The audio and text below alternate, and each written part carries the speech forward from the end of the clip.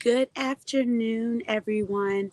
Thank you for popping in today and joining me on my Savvy Life Extended Edition. Um, as you guys know, I've rebranded, and my old podcast, what was it, Lounge with a Twist, that was rebranded several months ago, probably now almost a year, to Savvy Wife, Savvy Life. And now we have the extended edition that will air live just like this, that will extend off of my Savvy Wife, Savvy Life podcast. And so today I'm bringing you something close to my heart. Today's title, for our extended edition, which will be really quick. It will be longer than our Savvy Circle on my weekly pop-ins of motivation and things like that. Um, but definitely shorter than the podcast. So anyway, today's title is Voices for Change, Redefining Prosperity and Addressing Injustice, a Personal Journey. So that will let you know right now. I'm just letting you in to my life and things that my family and I have personally gone through, going through, growing through.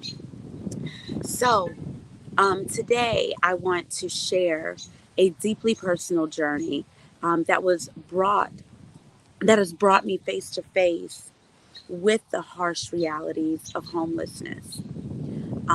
As you guys know, my name is Tanya, and I recently moved within the last couple years to Newport Beach, California. Absolutely love it. I arrived here seeking safety and stability for myself and my three children. After fleeing DV, just leaving a very toxic, dysfunctional marriage and situation um, in Georgia. So, upon arriving in Newport Beach, I encountered unexpected challenges. Despite my best efforts, my family has faced homelessness, forced to sleep in our car. The situation has highlighted immense barriers that many women and children face when escaping abusive, dysfunctional, toxic environments and seeking refuge. I've reached out to numerous agencies for assistance, some including, and I'll go later, but some including, for example, Laura's House, Human Options, and many others listed. Unfortunately, my efforts have often led to dead ends or inadequate support. The social services system in Orange County, while meant to assist those in need, has often fallen short of providing meaningful assistance during our time of crisis. In my recent communication with our mayor here in Newport Beach, Noah Bloom, I'm just going to say his name is Bloom, but it's BLOM, um, outlined these, and he is not the only official that I've reached out to and emailed as of today, um, doing this live. So we'll give it about 24, 48 hours and see what the responses were. But I'll even go through that in the end, because it will help lead you and guide you on who you should reach out to when you're constantly like, no, no, no, not eligible. Don't qualify for this. You're not eligible for that. And it's like, wait, hold up, you know? So, um, so in my recent communication with reaching out to our mayor of Newport Beach and other esteemed officials out here, I outlined those challenges and urged immediate action to address homelessness in Newport Beach. It's imperative that we challenge the misconceptions and stereotypes surrounding homelessness, such as the unfortunate encounter with Orange County officials who initially doubted our situation. I urge our community leaders and residents to come together to find real solutions. No family should endure what mine is facing. And I call upon our local government and community organizations to prioritize and expand resources for those experiencing homelessness. Together, we should be able to create a more compassionate, reliable, and supportive environment for all.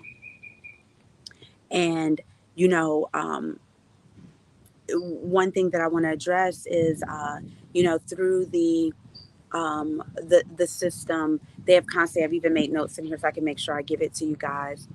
Um, my children and I have been sleeping in the car since May 15th. How many people out here are going through that don't talk about it? As I've become more transparent, I found out a lot of people don't even share their story till after they're big.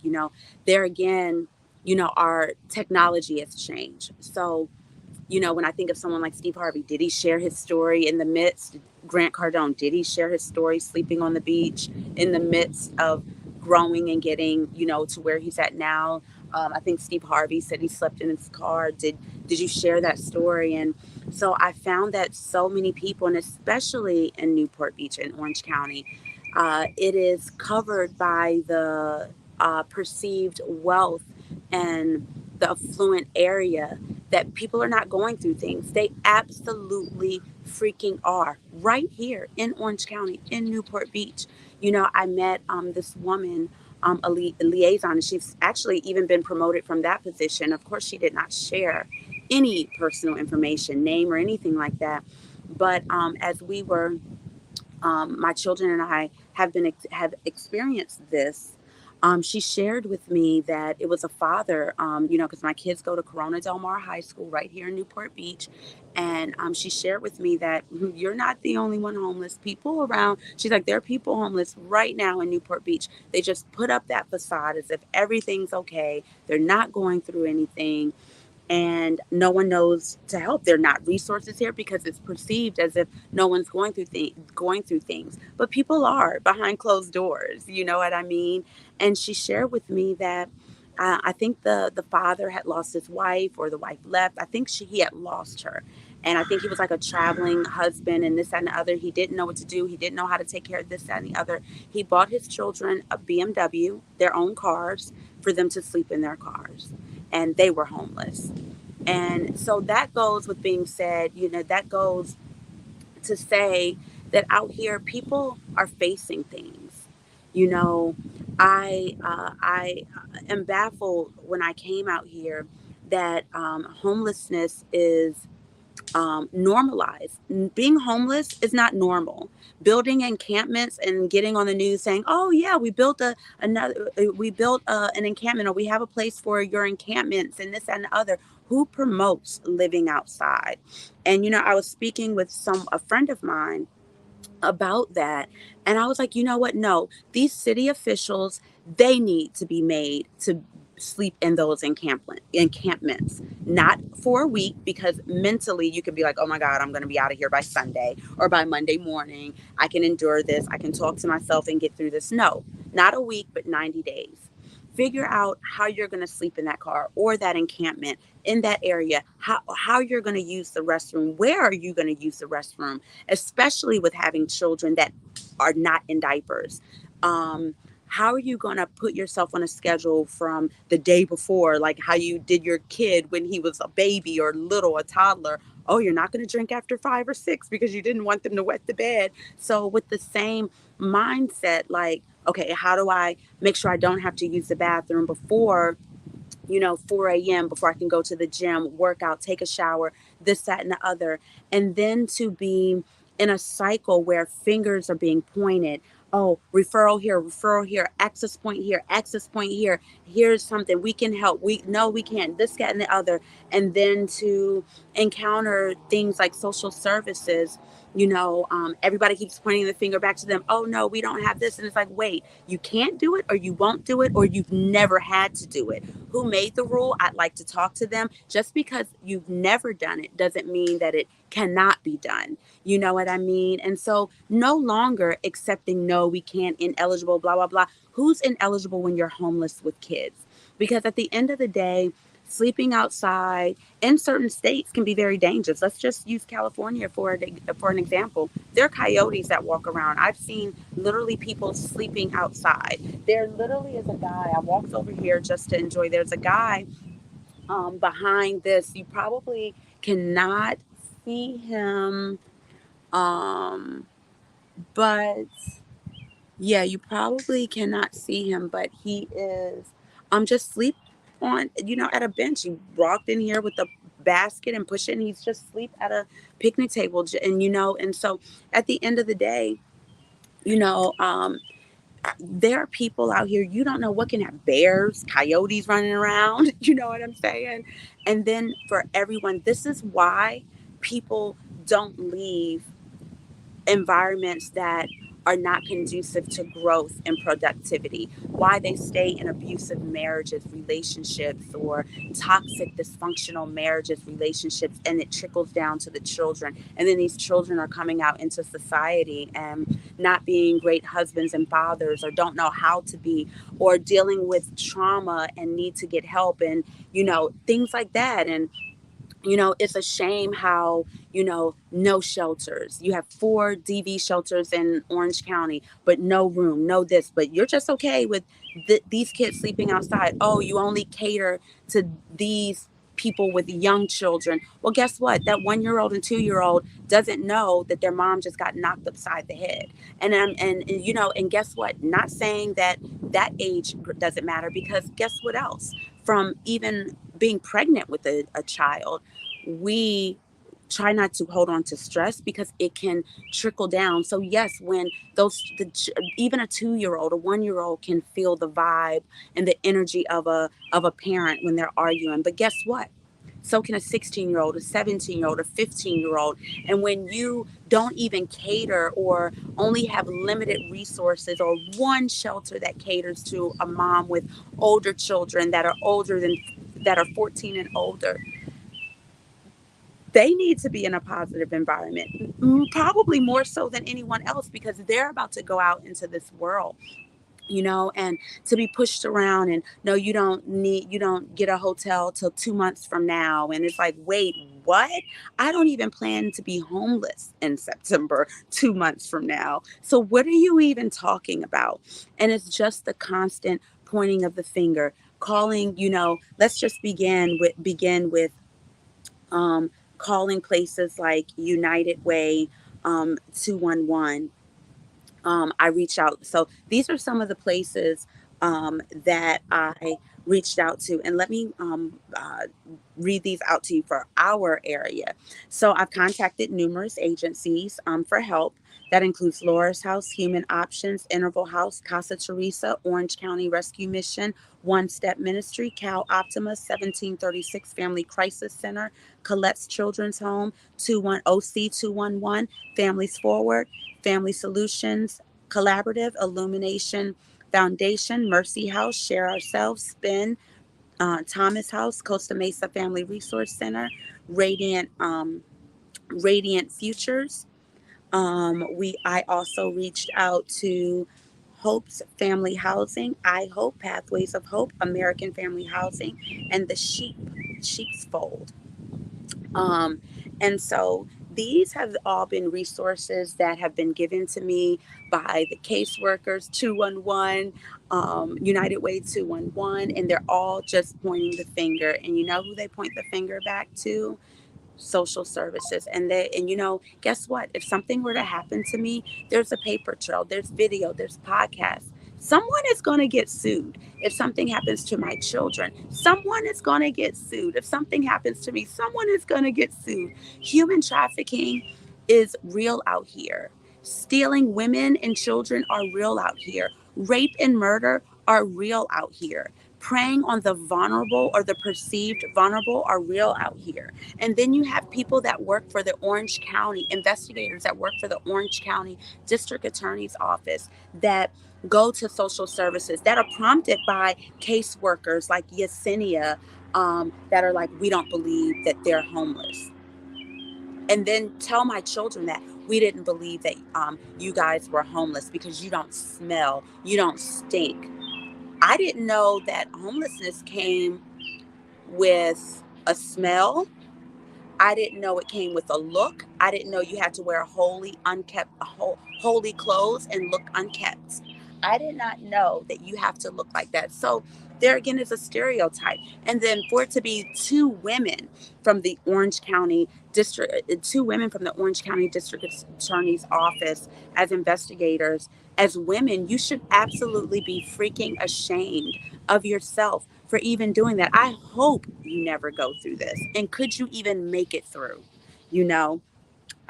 So with that being said, I've done some investigation and things like that into where I live, where I'm paying my taxes. I pay taxes, city to my city, county, my state, the country. We are paying for these things. And um why aren't these things available? Just because you said so? Because of who said so? Because you never did it? Is that a rule? Show me where the rule is. We're no longer accepting no for an answer. Guess what?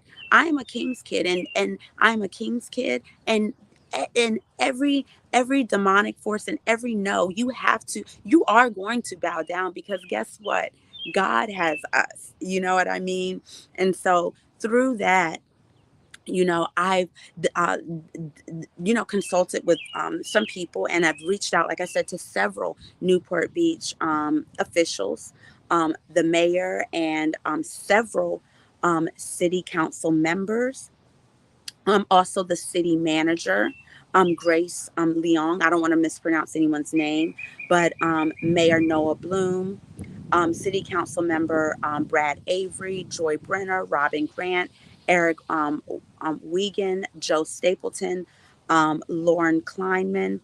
I did say the city manager, Grace Leong.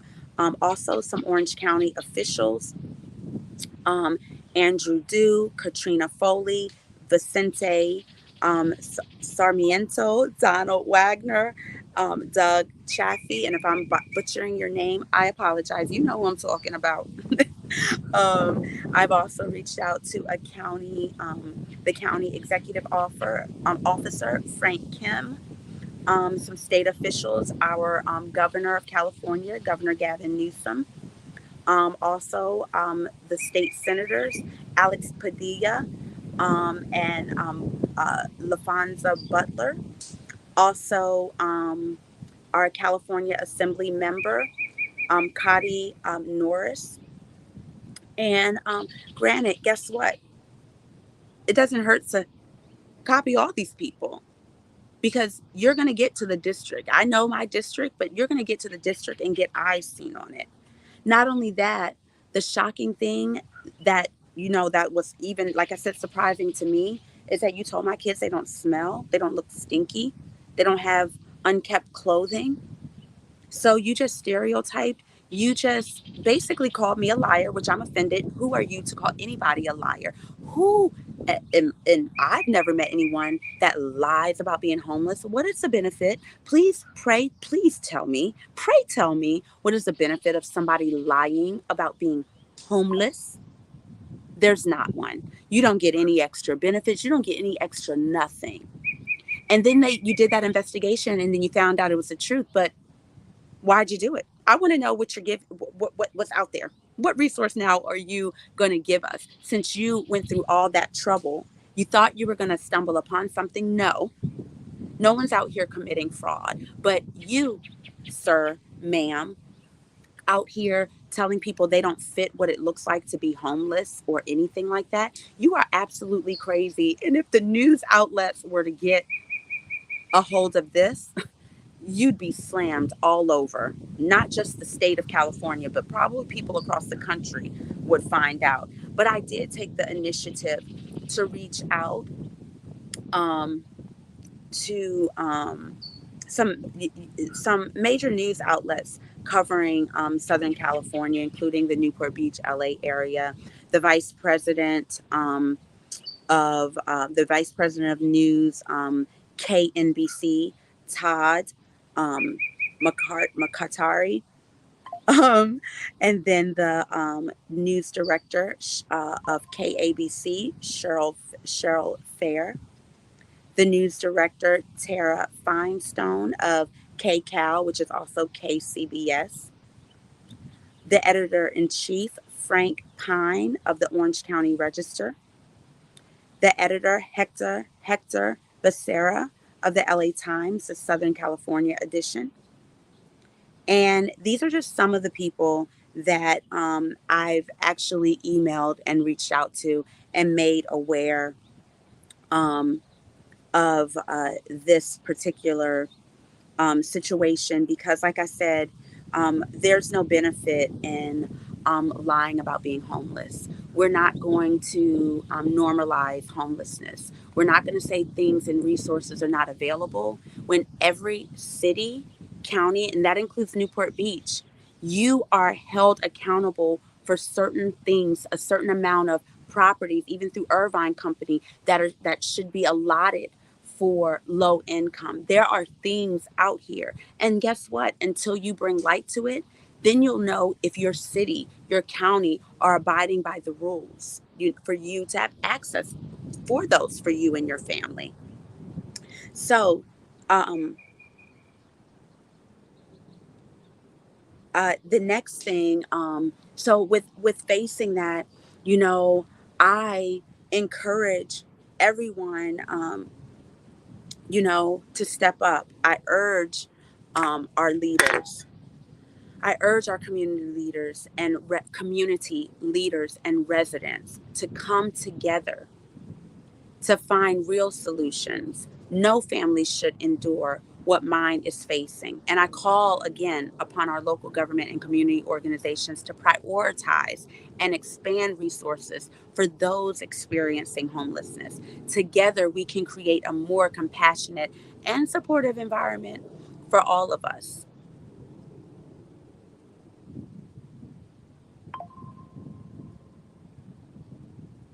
So, the next thing, as we continue to shed light on unjust encounters, another personal account of police conduct. I want to share a deeply troubling experience involving law enforcement here in Newport Beach, California. So, first, I want to preface this by saying, I'm originally from Philly. I moved here from living in Atlanta, and then a suburb of Atlanta for quite some time. 20 years I lived in Georgia.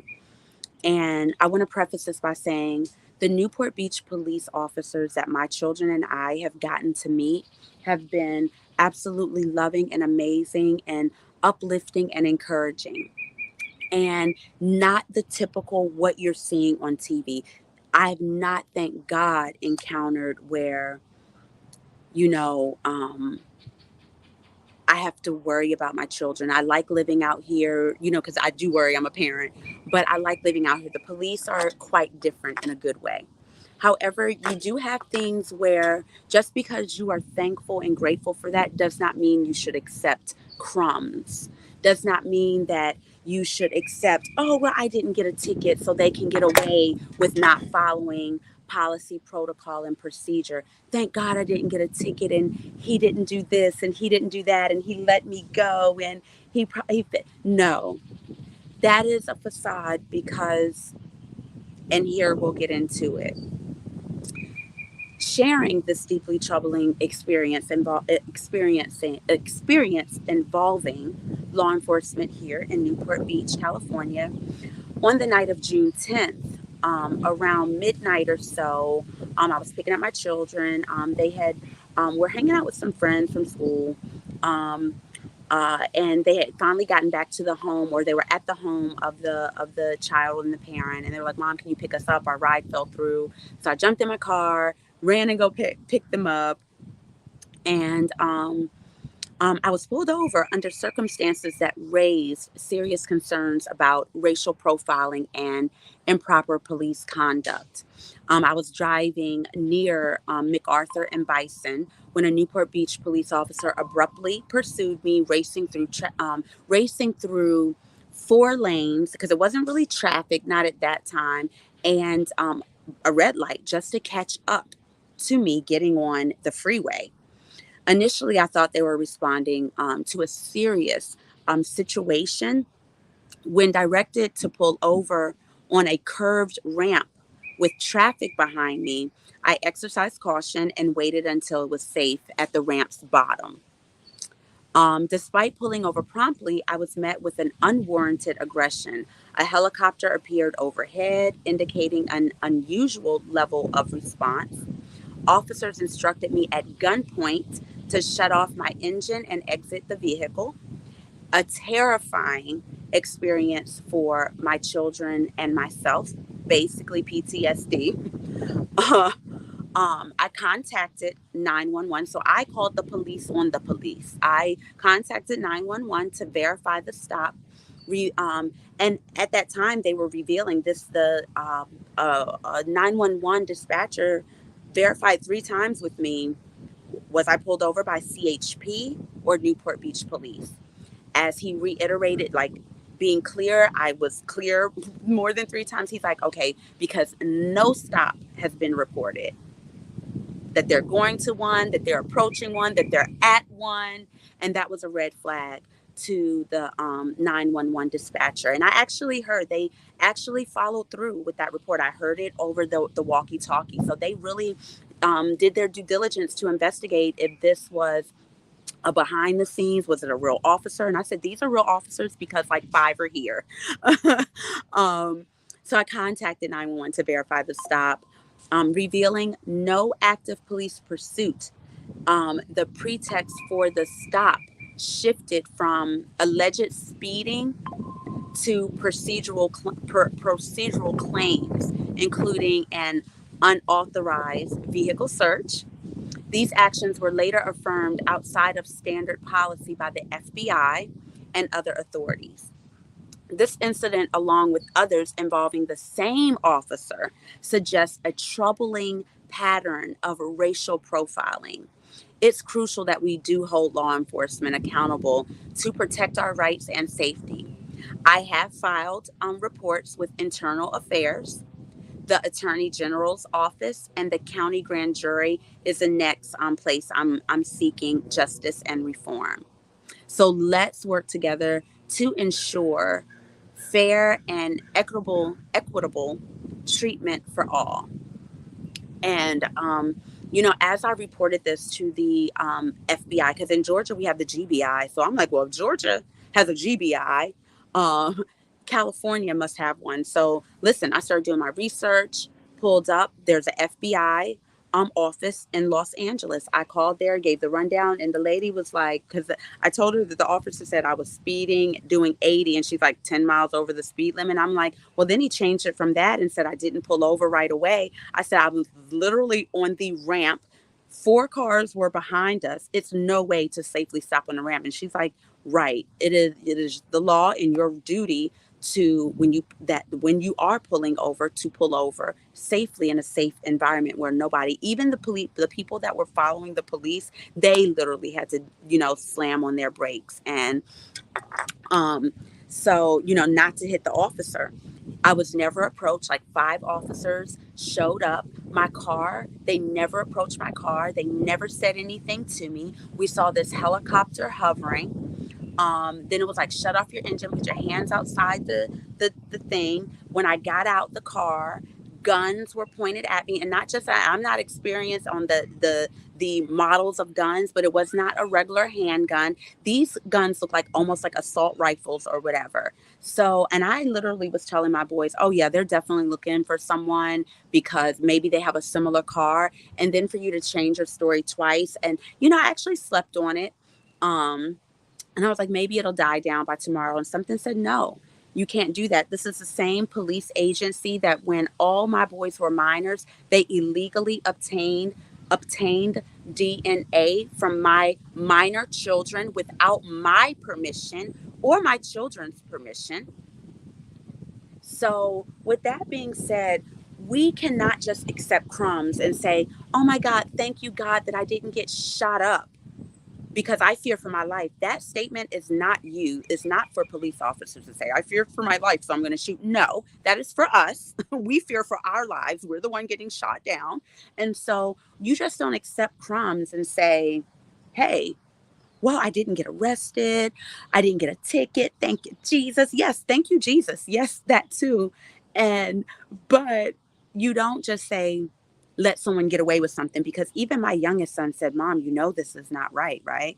And because this, and like, it was on, like he knew, and I equip my children with knowledge to know what their rights are, to know this, to, challenge things in a professional way. And even if you can't do it in the moment, stepping back and going the same night and same day, once you safely get away, and reporting these things, because it is not right. Just because you didn't give me a ticket, you didn't log it as a police incident, you just put it as an event ID, no one could find it at first. So this is just weird to me. What, do I have to wait to contact the NAACP when my children are shot up dead? No, I'm going to bring awareness to it today, right now, because even though I'm thankful to be, and I love our community and our police officers, there's some that just need maybe just a little recoaching, because guess what? Their intent may not be to come off as racially profiling or this, that, and the third. It could just be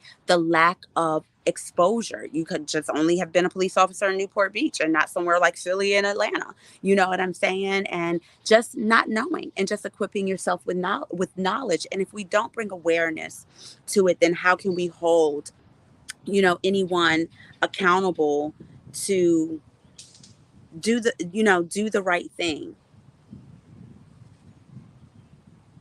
And like I said, um it is it was quite odd to me, because when we drove away and were let go, by the way, no driver's license, nothing was like, no ticket, no nothing.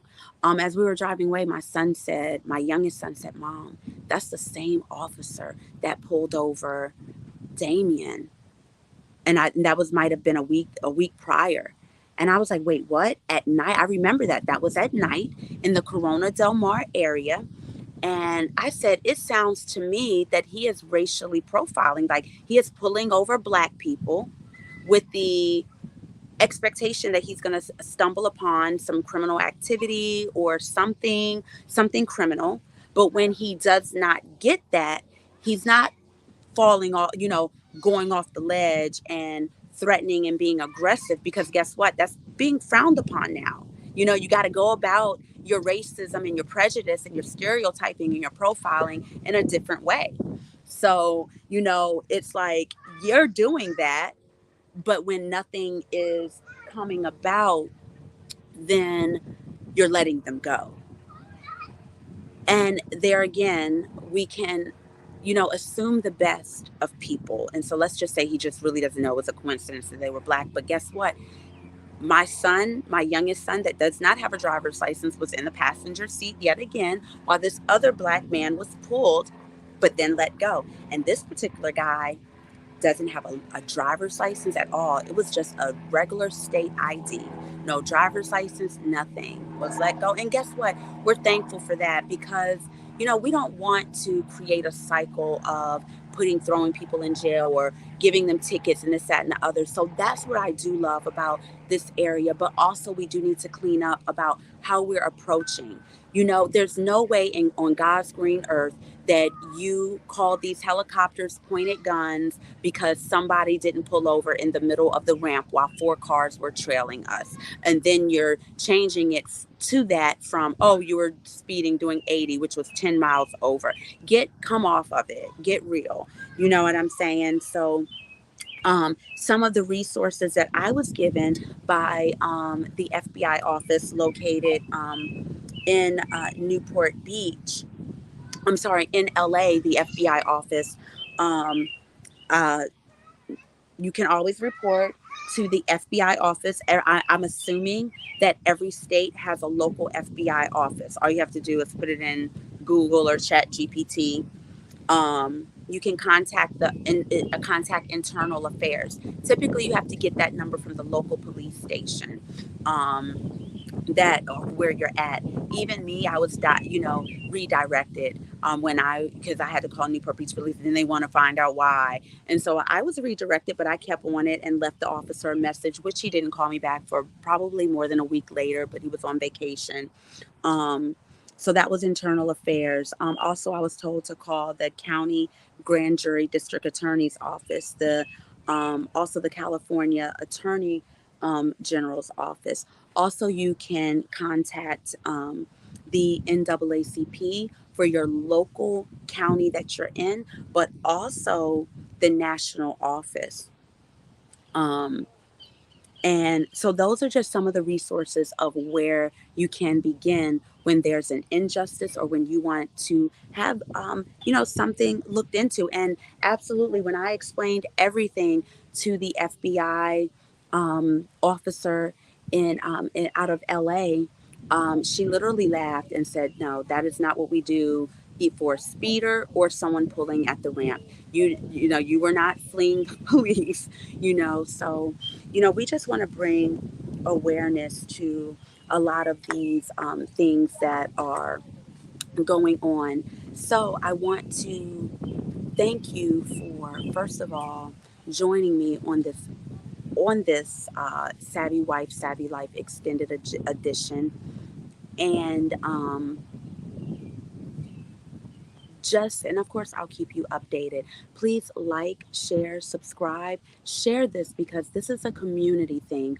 There's so many things out here, social injustices and things that we have to bring awareness to, not just awareness and racism. There's even been a trend with mental health. And I remember over 18 years ago, I remember going through something and always being aware of my mental health. But I love over these last several years that there's been a focus on that.